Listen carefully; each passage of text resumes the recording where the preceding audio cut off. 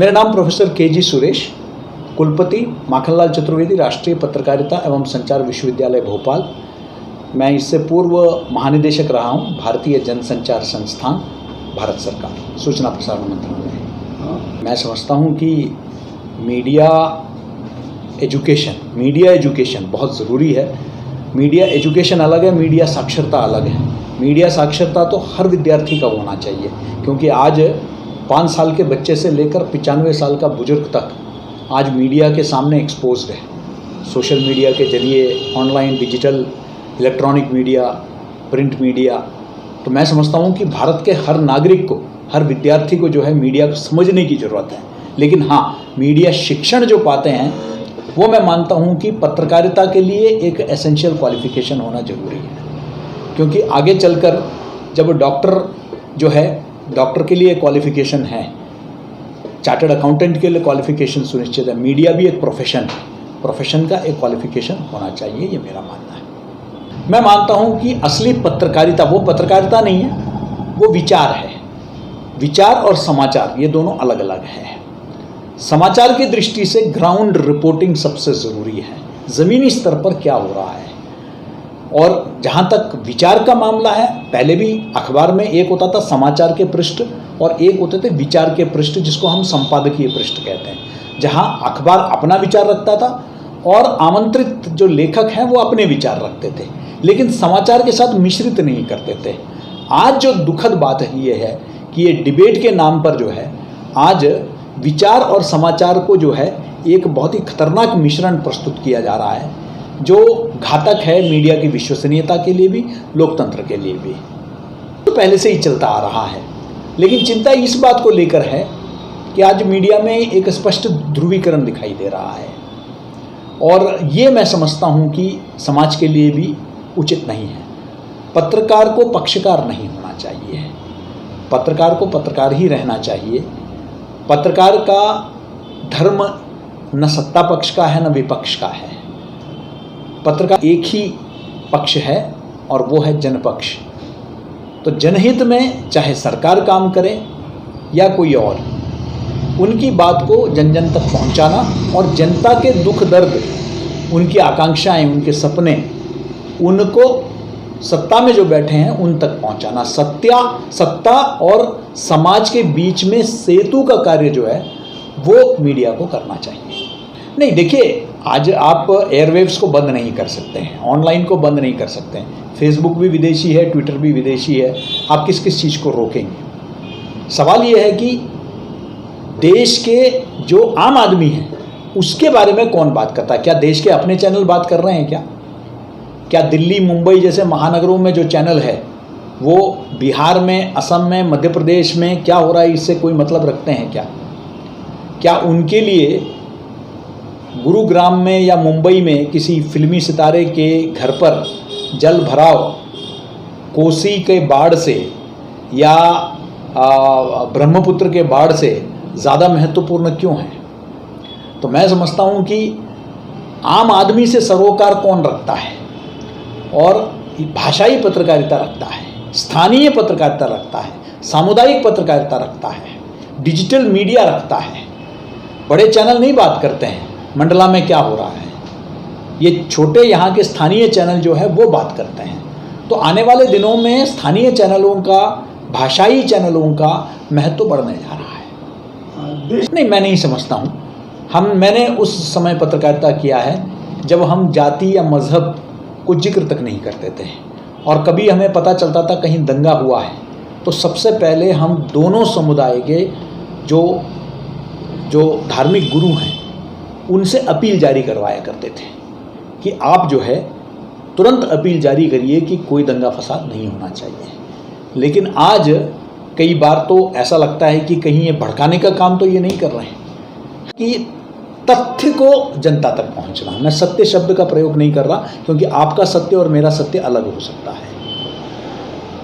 जेब जिसका कटा है उसका सत्य अलग है, जेब जिसने काटा है उसका सत्य अलग है। इसलिए हम सत्य पर बहस नहीं करेंगे। जो गरीब है उसका एक सत्य अलग है, जो रईस है उसका एक सत्य अलग है। तो इसलिए सत्य नहीं, तथ्य परक हो पत्रकारिता। इसलिए मैं कहता हूँ एक्टिविस्ट की ज़रूरत नहीं है पत्रकारिता में, फैक्टिविस्ट की ज़रूरत है। फैक्ट्स की जो बात करें, तथ्यों पर बात करो ना।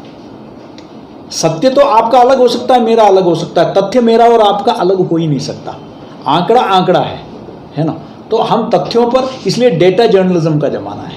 आज डेटा के आधार पर बात करिए, तथ्यों के आधार पर बात करिए, तब पत्रकारिता की साख बढ़ेगी, विश्वसनीयता बढ़ेगी। नहीं, मैं दोनों, ये दो तरफा दो धारी तलवार है। एक तरफ मीडिया का लोकतांत्रिकरण हुआ है, वो विषय जो तथाकथित मुख्यधारा की मीडिया छूने से परहेज रखती थी, आज उन विषयों को सोशल मीडिया में उठाया जा रहा है। उसके माध्यम से जो गरीब का विषय है, जो पिछड़े वर्गों का विषय है, जो हमारे संस्कृति के कई अनछुए पहलू जो हैं उनको लेकर है, तथाकथित मुख्यधारा की मीडिया समझती थी कि इसकी आवश्यकता नहीं है। लेकिन आज सोशल मीडिया के जरिए लोकतांत्रिकरण हुआ है मीडिया का। हर व्यक्ति को बोलने का एक अवसर, उसकी अभिव्यक्ति को जो है एक मंच मिला है। लेकिन दूसरी तरफ प्रशिक्षण के अभाव में और पैसे कमाने के दौड़ में आज हर प्रकार के समाचार, या जिसको मैं कहूँगा कि ये फेक कंटेंट, मैं फेक न्यूज़ शब्द का प्रयोग नहीं करूँगा, फेक कंटेंट आज जो है परोसे जा रहे हैं। और ये जो छद्म आख्यान है या छद्म कंटेंट है, ये समाज को नुकसान पहुंचा रही है। जहां आप राजनीतिक एजेंडे को चलते, वैचारिक एजेंडे को चलते आप तोड़ मरोड़ के चीज़ों को प्रस्तुत कर रहे हैं, ये मैं समझता हूं कि समाज के लिए और देश के लिए जो है घातक है, और लोकतंत्र के लिए भी। मैं ये नहीं कहूँगा कि सभी जगह ऐसा है। मैं मानता हूँ कि बहुत अच्छे संस्थान भी है जहाँ मीडिया कर्मियों का ध्यान भी रखा जाता है, उनको सम्मान भी मिलता है।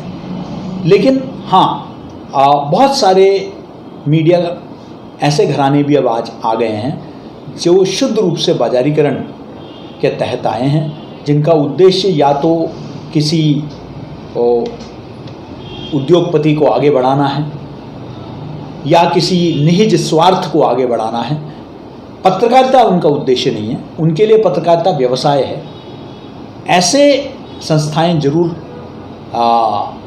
मैं कहूँगा कि पत्रकारों का जो है दोहन शोषण कर रही है, लेकिन जो शुद्ध रूप से पत्रकारिता में है वो संघर्ष भी कर रहे हैं, लेकिन साथ में पत्रकार को भी वो महत्व दिया जाता है।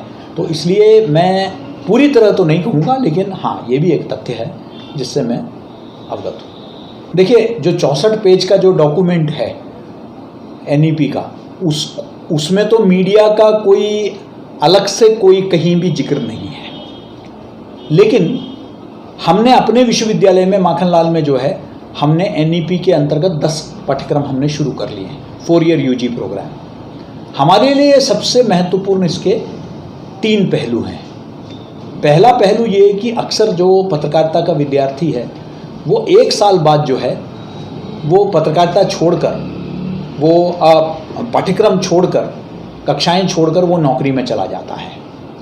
पत्रकार अक्सर मन में जरूर उसका मलाल रहता है कि मैं अपना पढ़ाई को कंप्लीट नहीं कर पाया, नौकरी मिल गई, वापस कैसे पढ़ें। अब ये जो लेटरल एंट्री का जो सिस्टम शुरू किया है, जहाँ पहले ईयर में डिप्लोमा होगा, सर्टिफिकेट होगा, दूसरे साल में डिप्लोमा होगा, तीसरे में डिग्री होगा और चौथे में ऑनर्स होगा राष्ट्रीय शिक्षा नीति में। इसमें अगर एक साल बाद आदमी निकल जाए तो उसको सर्टिफिकेट मिल जाएगा, दूसरे साल वो बाद में वापस आ सकता है, डिप्लोमा कर सकता है, तीसरे साल वो फिर वापस आ सकता है और वो डिग्री कर सकता है। ये एक सहूलियत मिल गई है। दूसरा, भाषा पर बहुत जोर है, तो भारतीय भाषा में भी जिसने अध्ययन किया है उसको भी जो है महत्व मिलेगा। तीसरा, बहुविषयी और अंतर विषयी बना दिया है, यानी कि पत्रकारिता के विद्यार्थी को मौसीकी समझने का भी जो है उसका जेनरिक इलेक्टिव में, साइकोलॉजी भी उसके जेनरिक इलेक्टिव में है, एनवायरमेंटल पर्यावरण शास्त्र भी उसके जो है पाठ्यक्रम में है। तो इसलिए उसकी जो समझ है वो मात्र पत्रकारिता तक सीमित नहीं होगा, उसका एक व्यापक कैनवस में उसको सोचने के लिए हम लोग प्रोत्साहित करेंगे। यह मैं समझता हूँ राष्ट्रीय शिक्षा नीति के लिए अगर हम उसमें से उठाएंगे तो मीडिया शिक्षा के लिए हमने यही प्रयास किया अपने विश्वविद्यालय में। मैं समझता हूँ माखनलाल में तो अभी भी हम लोग जो है कंप्यूटर एजुकेशन बहुत ही सस्ता कराते हैं, इतना शायद कहीं नहीं कराते।